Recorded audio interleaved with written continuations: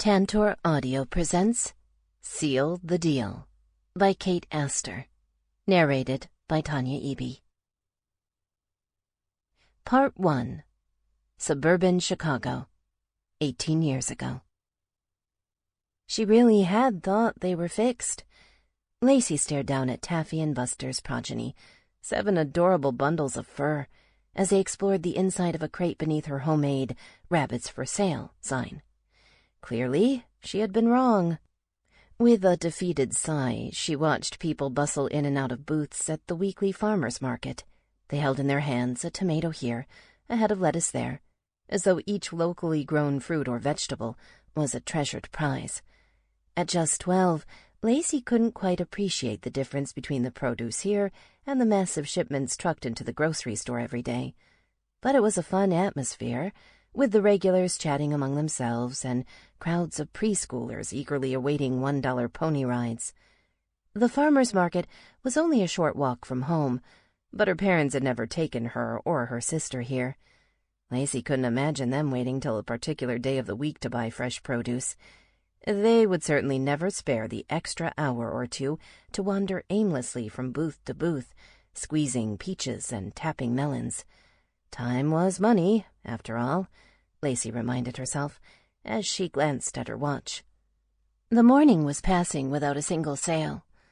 Lacey had started the day with confidence, ambitiously writing $10 each in thick marker on her poster.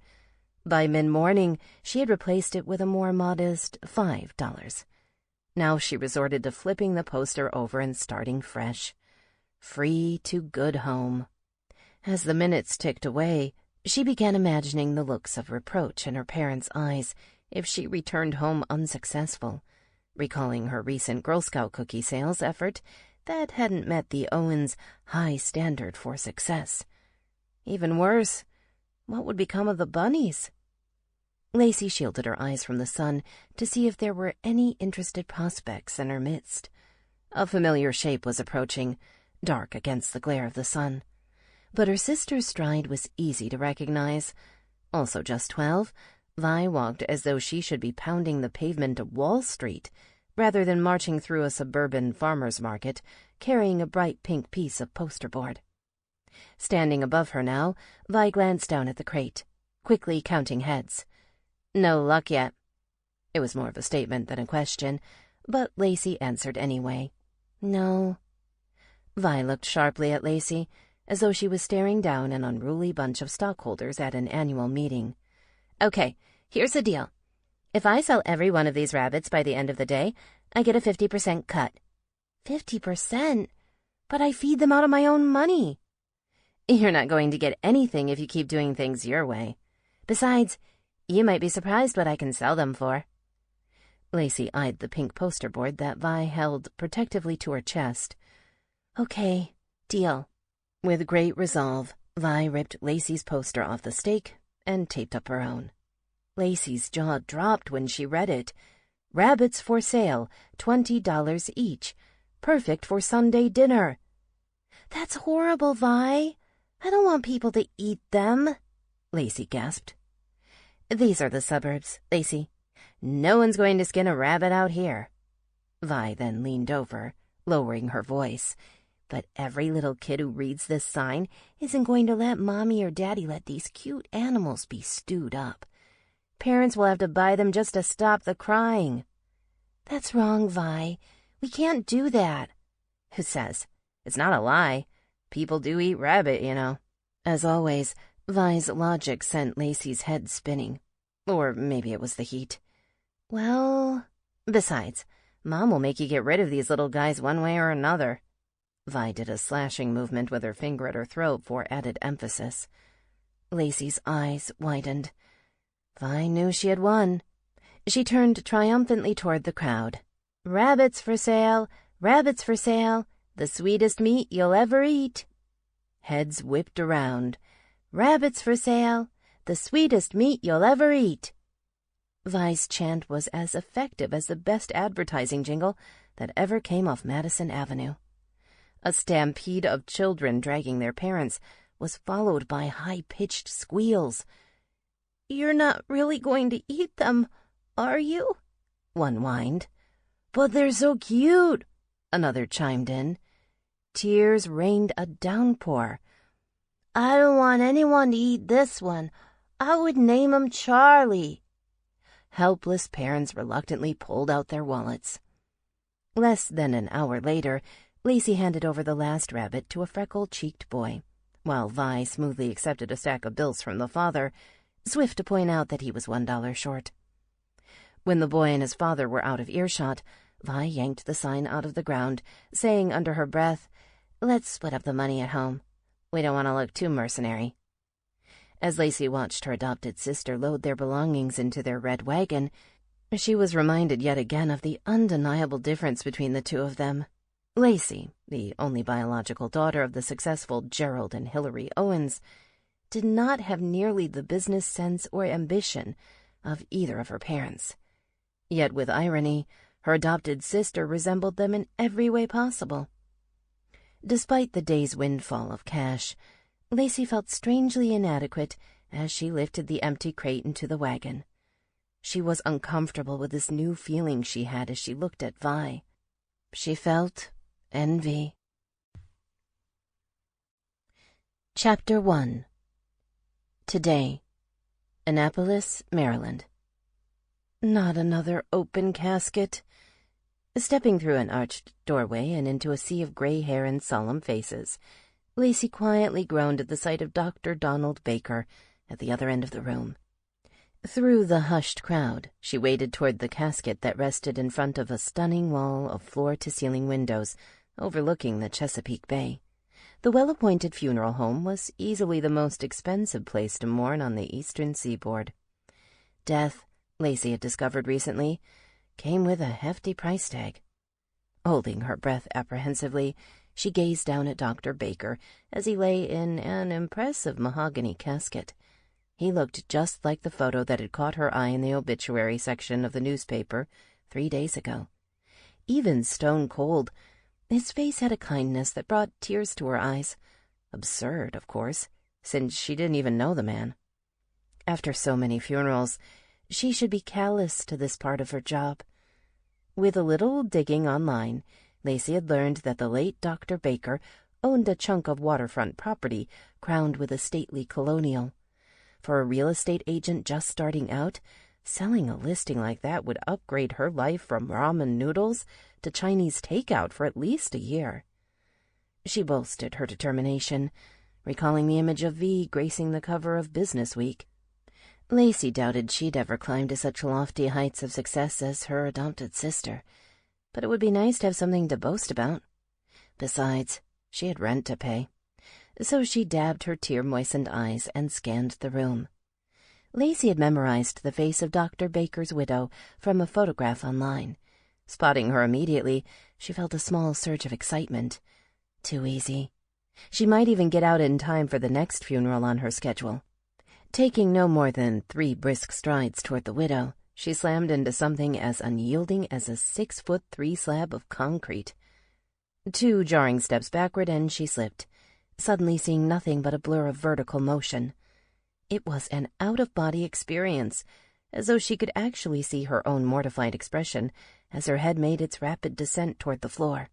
She vaguely heard a few foul words strung together, which was likely her own voice cursing her friend Maeve for convincing her to wear stiletto heels to a funeral.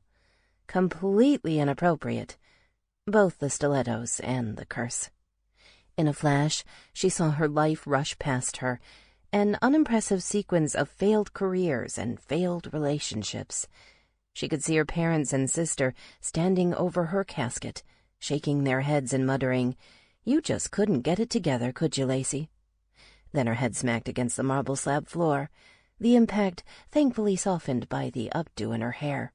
Opening her eyes, she thought she must be looking at the face of God, or maybe St. Peter ready to usher her through the pearly gates. Whoever he was, the man hovering over her was sex in a suit. "Are you all right?" the vision said. Lacey just stared.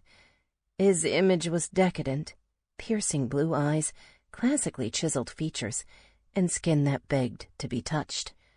His short military-style haircut seemed to accentuate his broad shoulders, subtly bulging with muscles beneath his tailored suit. Mercy. Definitely not God, or she wouldn't feel this surge of desire burning just below her stomach. At least she hoped not. "Wow," she said in quiet admiration. You fell and hit your head. Do you remember where you are?" A flurry of other heads, mostly topped with silver hair or half-bald, invaded her vision. "Yes, I'm at the funeral of... Donald, was it? Or was that last week's corpse?" "Donald Baker," the man kneeling beside her said, and called out over his shoulder with fierce authority. "I need some ice right now, and this woman needs an ambulance. Call 911. No, I'm really fine. I just bumped my head." Despite the dull ache at her temple, Lacey struggled to get up, and the room swayed in response. His firm yet gentle grip held her still. Another fluttering below her stomach, and she wondered if it was sheer lust or nausea from a mild concussion. Or maybe both. "It would be better if you didn't move." "I'm really fine." She pressed her palm against his chest to nudge him aside, and felt a hint of the rock-hard pecs beneath his neatly pressed shirt. Involuntarily, her hand strayed an inch or two to savor the feel of a tempting ripple. She couldn't resist. Men who looked like this didn't grow on trees. If they did, women would never get any work done. Feeling his chest rise as he took in a breath, the alluring warmth of his skin seeped through the smooth cotton to her hand. She could swear she heard her body sizzle in response, and pulled away as though she had touched the burner on Maeve's new industrial gas range. "I'll just sit down somewhere and catch my breath." "I really don't recommend..." Strangely feverish, she shrugged herself free from his too titillating grip and began to stand. "Okay, if you're going to be stubborn." With a slight shake of his head, he lifted her into his arms so easily that her breath caught. Unconsciously, she let out a whimper. Every muscle in her body savored the feel of his thick, corded arms enveloping her, and she fought the urge to nestle into his broad chest. She silently prayed he would carry her out the door and to the nearest secluded area without delay. But he carried her to a nearby couch instead. His fingers probed gently around her head as he searched for swelling. With one careless touch of his hand against the side of her face, Lacey's body melted into the sofa cushions like a pool of hot wax. She briefly fantasized about pulling his face toward her so she could feel the sweet pressure of his perfectly formed lips. It really had been too long, she realized. Immersing herself in her work had definitely made her sex life come screeching to a halt. But hanging out in funeral parlors was generally not the best way to meet men. Until today. His hand became entangled in her updo as he continued to feel for inflammation. He must be a doctor, Lacey decided. He couldn't be an EMT, or every unattached woman in Annapolis would be dialing 911 more frequently than Papa John's. "Do you mind?" he asked. "Not at all," Lacey responded breathlessly before realizing she had no idea what she had just agreed to. He pulled out her hair clip and let her brown locks tumble around her. The tiniest hint of arousal sparked in his eyes, but it disappeared quickly, replaced by a stoic countenance. Damn. "Can you tell me your name?" he asked, slipping her hair clip into his pocket. Lacey's heart soared a moment with the hope he might be interested in her. She hadn't attracted a man this hot since... well, never. "Lacey Owens." "Who is the President of the United States?" Crash and burn. He was only concerned about whether she had a head injury. "No one I voted for," she muttered, her ego deflating. "Really, thanks for your concern, but I'm perfectly fine." She felt the sting of disappointment as he let her stand up on her own, secretly hoping he'd throw her back on the couch and ravish her. Except for the 50 or so people crowded around them, it would have been the perfect opportunity. An elderly woman approached, extending her hand. "My dear, that was quite a fall. Are you all right?" It was Edith Baker, the woman she had been trying to talk to when she crashed into... him. Lacey suddenly realized that her knight in wool blend Brooks Brothers was the reason for her fall. No wonder he was so interested in whether she was all right. He probably thought she was planning on suing him. Figures. "Are you all right?" the woman repeated. "I really think you should sit down again." "No, I really am fine." Brushing herself off, she struggled to regain some shred of dignity. "You're Mrs. Baker.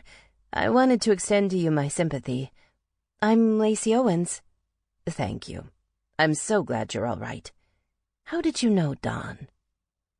That question used to stump Lacey, but after a year of honing her funeral crashing skills, she could smoothly answer, "I only knew of him, but he's done so much incredible research for the hospital, I felt compelled to pay my respects." "So you're a doctor, too?" "No," Lacey laughed. "Actually, I'm a real estate agent, but I read all the hospital newsletters, so became familiar with his work." She felt a wave of skepticism coming from the muscle-bound specimen who stood protectively at Mrs. Baker's side. "What your husband achieved in his cancer research has saved so many lives." She sinuously shifted the focus off of herself like a pro. "He was a dedicated man," Mrs. Baker agreed, "and a wonderful husband. He obviously loved you a great deal." "Owens," the elderly woman suddenly repeated thoughtfully, "you sent that lovely flower arrangement with stargazer lilies, didn't you?" "I had read once that your husband said it was your favorite flower. As a surprise for you, he filled the room with them for the hospital fundraiser you chaired last spring. I can't imagine having a husband who cherished me like that." The once grieving face of the widow instantly transformed with a smile from the memory. Lacey saw the man standing next to her soften, and he touched the older woman's arm tenderly, as though he might be her son. Odd, though. Lacey hadn't discovered a son in her research. Mrs. Baker patted Lacey on the arm. "You'll have that one day, too, my dear. Thank you for reminding me of such a wonderful memory." "It was my pleasure. I've taken more of your time than I intended, though. I'm sorry I caused such a disruption." "I'm just glad the color has returned to your cheeks, my dear." Lacey smiled, moving in for the kill. "And please, if you ever need a volunteer for your charity work at the hospital, I'd love to help in any way I can." She adeptly reached into her purse and passed the woman a business card. "Thank you. I will. Are you sure you're all right?" Lacey was taken aback, so engrossed in her smooth business transaction that she had nearly forgotten her head-on collision with the floor. "I'm fine. I think I will slip out now, though, rather than staying for the service. You don't mind?" Lacey directed the question to the woman, but could not help glancing at the hulking man next to her. She wondered if he had to turn sideways to fit through doorways with shoulders like that. Of course not. "You're all right to drive?" "Absolutely. Thank you for your concern," Lacey said, and quickly turned to walk out the door. A voice behind her sent a tingling up her spine. "I'll walk you to your car." She felt a warm hand touching the lower part of her back, and another gently gripping her elbow. Her heart fluttered a moment until panic set in. She had detected some skepticism from him as she was talking to Mrs. Baker. Was he on to her real estate scheme? "You really don't have to follow me to my car." "I want to make sure you're all right. I'd feel better if I could put you in a cab." "I'm fine, really. Please don't make such a big deal of this. I'm embarrassed enough." With a slight grin, he held up his hands. "Okay, I'll stop." Lacey couldn't resist glancing down at his left hand. No ring, and such nice, strong hands. She gave herself a light shake to snap out of it. Strong hands or not, he was not worth the risk of losing a possible listing. With her husband now deceased, Edith Baker was the sole owner of a waterfront home too large for one woman to live in alone. There was a good chance Mrs. Baker would consider selling her home soon, and every real estate agent within a 50-mile radius would be flooding the old woman's mailbox with slick brochures, full-color calendars, and handy refrigerator magnets, agents with bigger advertising budgets than Lacey's. But Lacey's business card was already snug in Mrs. Baker's pocket, and the fondly remembered scent of stargazer lilies was wafting past her nose. Lacey's foot was in the door. She had no intention of messing up now by getting too friendly with this mystery in a suit, no matter how nicely he filled it out. "So are you a family member?" she asked lightly. "Not by blood, but I love them like my parents. I'd do anything for them."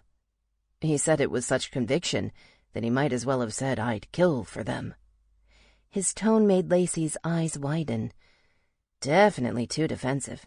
He must suspect something. Every instinct told her to escape him as quickly as possible, except for that primal instinct that wanted to tear open his shirt with her teeth. "She seems like such a lovely woman," she said instead, trying to shake his half-naked image from her mind. "She is. And you're a real estate agent?" "Mm-hmm." Lacey's hands trembled as she fumbled through her purse looking for her keys. He was definitely on to her. She could see the potential listing slipping through her fingers, and her name being blacklisted from the best funeral home in town. "I might need to buy property one day." His voice was so smooth it could butter toast. "Can I have your card?"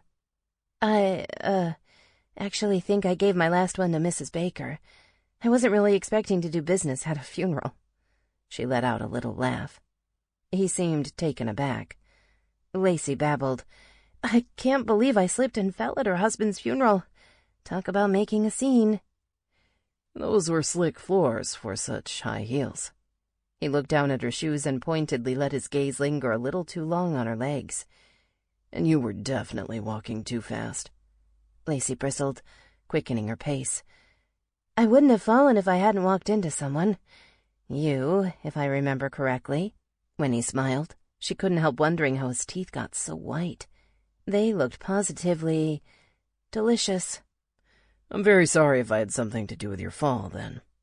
How can I make it up to you? Dinner?" "No, thank you. It really wasn't your fault." She averted her eyes to avoid getting sucked into the vortex of his sexual magnetism. It was a losing battle. "Well, I'd love to take you to dinner anyway. It would make me feel better to check up later on that bump on your head." He gently brushed his fingers along the side of her head. A jolt of electricity raced up her spine. This man was dangerous. Given the choice between a night with him and a multi-million-dollar real estate listing, Lacey was strangely tempted by her carnal side. He continued tracing the side of her cheek. "But if you have someone in your life who will check on that," he paused. "Bump, I'd understand." Her breathing quickened, her knees weakened. Feeling lightheaded, she steadied herself against her car. "No one checks on my bumps." Ugh, did I really just say that? Smiling slightly, his hand stilled against the side of her face. Gently, he brushed her hair behind her ear, then more forcefully, plunged his fingers into her long locks, first one hand, then his other. As he toyed with her hair, his head lowered so close to her own that the feel of his warm breath against her forehead fully awakened her once flat-lined libido. Instinctively tilting her head upward, she locked her gaze on his tempting mouth. The subtle curve of his lips, his clean shave that still smelled a bit soapy, the perfect cleft in his chin that she longed to touch. She leaned into him, aching to be sandwiched in between his steel-hard body and her car. His mouth only inches from hers, her lips opened slightly, and her eyes began to close. Just as she spotted her hair clip in his hand and heard him click it shut. She pulled back from him, mortified. He was grinning. "Your hair clip, remember?" "Of course," she barely whispered, raising her hand against the makeshift ponytail that now stood out from the back of her head. She hoped he hadn't noticed how close she had come to plastering her lips against his, but from the smug look on his face, he apparently had. "So, dinner at 8, then?" Her lips yearned to say yes. Yes to dinner, and anything else he might suggest. But a sudden breeze blew in from the water, drawing Lacey's eyes away from him, and out to the Chesapeake Bay. She rallied her defenses, narrowing her gaze on the waterfront homes in her view, and picturing 4 sale signs in front of every one of them. "No, thank you," she said, quickly hopping into her car. As she pulled away, she glanced out her window to see his stunned face as he stood in the parking lot alone. Air, I need cold air. Her body still smoldering, Lacey frantically pressed the buttons of her car's AC, as if pushing them multiple times might get the air to cool faster. She glanced again in the rearview mirror as the image of the man became nothing more than a speck in the distance. She could still see him, though, as clear in her memory as if his face was hovering above her dashboard. His supremely sexy face. She felt hot, too hot to drive, too hot to do anything but jump into the Severn River as she crossed the Naval Academy Bridge, heading into West Annapolis. What had just happened? Had she really been that close to planting her lips on that man? On his lips? Or any other body part he had readily available? No woman would kiss a man she had just met at a funeral, especially when she's there on business. Of course, few women went to funerals for business, but that was beside the point. "There's no one to check on my bumps," she repeated to herself with self-loathing. Just once, she'd love to come up with a clever reply the way her friend Maeve always did around men. Glancing at the clock on her dashboard, she noted that she could make her next funeral. Then she replayed the last few minutes of the previous funeral in her head, wondering if she should go at all. Clearly, she was off her game. Lacey changed lanes, narrowly missing a car in her blind spot. Letting out a breath, she pulled into the parking lot of the Navy Stadium, deciding to cool down before driving further. Maybe it was the effects of that fall. Maybe she really should go to the doctor. Maybe she should just go home and have a drink. Resting her head on her steering wheel, she started to laugh, and then surprised herself when tears started to fall. Could it be PMS? She quickly visualized a calendar in her head. No, she couldn't even use that as an excuse. What a wreck she was, swept off her feet, literally, by a man with a bod like the statue of David, and she completely loses it. The stress of the real estate business here in Annapolis was obviously killing her.